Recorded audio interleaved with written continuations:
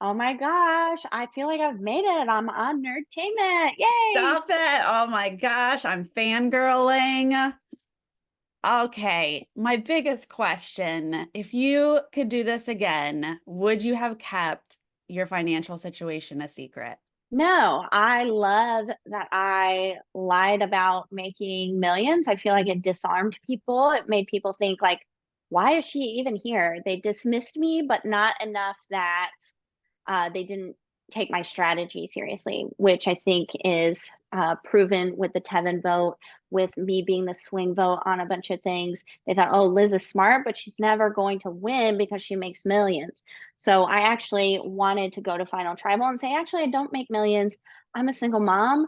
Very similar to Kenzie's story, like how everything I do is for everybody else. And I really need this money because I'd like to retire one day.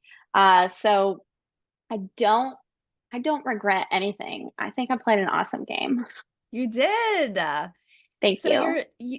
your journey was inspired by your daughter, right? You guys watched together. She wanted you to apply. Have you been watching it with her this season? Oh yeah, of course. We watch every episode.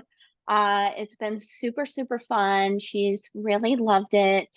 And now of course everyone's saying, "Oh, Chelsea, are you going to be on Survivor one day?" So you never know. Yes, the two of you together, maybe. That would be epic. Right? You obviously knew that, I mean, you have dietary restrictions. It's already hard to eat on Survivor. What was your plan for surviving out there with no food? Yeah, well, I mean, I think I did it. Yeah, sure, I lost it, but who doesn't on Survivor? Usually, I've had so many former players DM me and say, I had a fit like that. They just never showed it. So Mhm. sorry. Right. And so my plan was to catch fish, crab, which we did, and then day 16, get that rice. I did not predict that season 46 was a bunch of wild and crazy guys. And so that, obviously threw a wrench in the plan. But, what are you going to do? And I just, don't regret anything. I don't regret going out there. Yes, everybody was really hungry. Like, yes, my body really was, starving, but I don't know. What are you going to do? Yeah, I mean, like you mentioned, they don't always show us if someone's having a breakdown, but I kind of enjoyed that we got to see you guys are human. It's a really tough game and sometimes we don't get to see all of those elements. How did you feel about your edit overall? I think my edit overall was very strange. It showed me as this sort of aloof, I don't know, character, which was what I was trying to play to my fellow tribe mates, but it wasn't actually who I was. I think, because I lost fire, I didn't make it to final tribal. It was easily sort of, edited a certain way to make you believe that's who I am. But honestly, Survivor is Survivor. I think the edit is super fun. I think watching it back, it will play a lot differently. Right now, I'm a very polarizing character, but I think when people binge it, they'll be like, oh my gosh, this is actually really funny. She's got some great one-liners. Wow, this lady's really struggling. Oh my gosh, I think I'll be looked at a little bit more like an underdog and less like a crazy person. You are funny. Oh my gosh. Thank you so much. Yes. So fire making is obviously tense and dramatic. Talk me through how you were feeling through that whole situation. Yeah. Well, first, I want to say I really had no idea anyone would put me in fire because very intentionally, like I said in the after show, I did a lot of things on purpose. And I would always tell people, I can't make fire. I can't make fire. Simultaneously, working very hard to manage my threat level so that there would be a bigger threat at the end and someone would take me because they knew I couldn't make fire. It backfired on me, right? I was in shock when Ben said, you're the one to beat. That's why I said something silly like, they're on to me, Yeah. right? Because I really thought, and the votes show Charlie and Kenzie are the ones to beat. Ben winning is actually the perfect scenario for me because Kenzie and Charlie definitely are going to bring Ben and I'm going to have to do fire. So I really wanted Ben to win that day because I was like, he's bringing me and he's got to pit these two against each other. I severely, my biggest mistake in the game, I feel like, was underestimating Ben's loyalty to these people. Yeah. So going in, I actually was confident. I had practiced all day. I made over 5 fires. They were doing really well. And Kenzie told me, she's like, I'm choking. I'm choking. I haven't made a fire all day. And I thought, oh, this is so This is good. it, This right? is like so good. And so I really went in quite confident. And after 10 minutes, because the final fire making was about 22 minutes, Oh, wow. after about 10-15 minutes, Kenzie finally got her fire and I didn't, and I knew it was over. And I will say one of the most annoying things is knowing you're about to lose because this person has a fire, but you can't look like you're just quitting. So you have to keep scraping. And that was like, oh Like, my gosh, this is so embarrassing. Like, Kenzie, could you please just build that faster so we can get this over with? I'm so humiliated. So all of the emotions is the oh, answer to that, Sarah. yes. So then you're, briefly on the jury at this point. You did vote for Charlie, right? I voted for Charlie. Yeah. How did you feel about this whole outcome?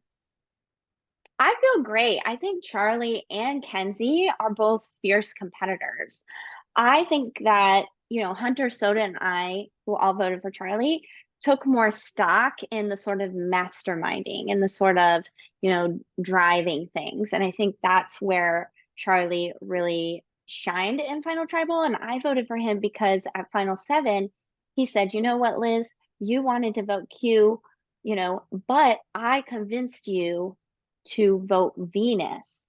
And I said, you know what? Actually, Venus was part of my final 3 strategy, and he did convince me of that. And so, he's a mastermind. He played me. He gets my vote. If you got to pick, who did you want to sit next to at the end? Of the final 4, I wanted to sit next to Ben and Kenzie. I think Kenzie and I have similar stories about growing up and why we needed the money. So I think while that helped her win against someone like Charlie, it would have been a tough decision between the two of us. But overall, I wanted to sit by Venus and Kenzie in the end. You mentioned that, how did you phrase it? That you were tired of not speaking up or not speaking for yourself. And then you kind of threw in like, maybe that's why you have food allergies. And I was like, oh my gosh, probably. Have we investigated further into this? Well, Sarah, thank you so much for saying that because I've gotten a lot of people on the internet telling me how allergies do and don't work. But what they don't understand is I haven't had these allergies my whole life. They've just happened in the last 4 or 5 years. And so what I've deduced is when I was a baby, I almost died of spinal meningitis. They Mm. pumped my body full of antibiotics and other drugs to keep me alive. It stripped my gut lining. And so I've always had intestinal issues. And in the last 4 or 5 years, around the time of my divorce, my intestinal issues actually went away and my anaphylactic reaction started. So I think that stress can be a trigger for physical symptoms. And, I hope one day I can eat tomatoes again because that would be epic. Oh, I hope it for you as well. Thank you so much for asking me that question. Our thoughts absolutely have an effect on our physical body. People need to learn that. Also, my wrists crack all the time too. Do I have Is it oversized very ligaments? painful? No. Is it painful? Mine is very painful. Like it's hard for me to hold a pen and write more than like 4 or 5 words at a time. I have to have a special keyboard. I know Oh, it's my sister, I came home, she was like, please tell me you didn't talk about your loose ligaments. Because it sounds like, I don't know if anybody watching has ever watched Curb Your Enthusiasm, where Larry David is always talking about, just most outrageous things. She said this could be a Curb episode where he fakes an illness called loose ligaments. I know it sounds fake. I know it sounds ridiculous. It's a real thing. It's been following me my whole life. We'd expect Uh, nothing less from you, Liz. Of yeah, course, you have I loose mean, ligaments. Of it course. is just what it is. It's real, I Well, swear. now that you've had a little distance, can you sort of sum up what this experience was like for you? This experience was amazing and terrible. I mean, it was like the coolest, most like thing ever, but it was also heart-wrenching. I will say, and I know I'm gonna get flack for it, but in the moment when I lost, because I was so fully convinced of myself, because I was so close, it felt like I had lost someone. And I'm a sore loser. And anyone on the jury that says they're not a sore loser, like rewind the tape. Uh, and so I just really leaned into it. I just felt all the feelings, but I got over them pretty quickly because I leaned into them. And now it's fun. Even watching it back, I think I'm just edited to be such a character that I am and I'm not that person. And even that has been, amazing and fun and terrible and awful all at the same time. Anyone that wants to apply, just be prepared to learn a lot about yourself and, take really good care of yourself. Mm, yeah. Well, it was an absolute pleasure to watch you, Liz. There's no one else like you, and I really That's appreciate for talking to damn you today. sure, That's sis. right. That is for damn sure. Thank you so much, Sarah. I love this show. Thanks for watching. This is awesome. Thank you. Thank you. Bye.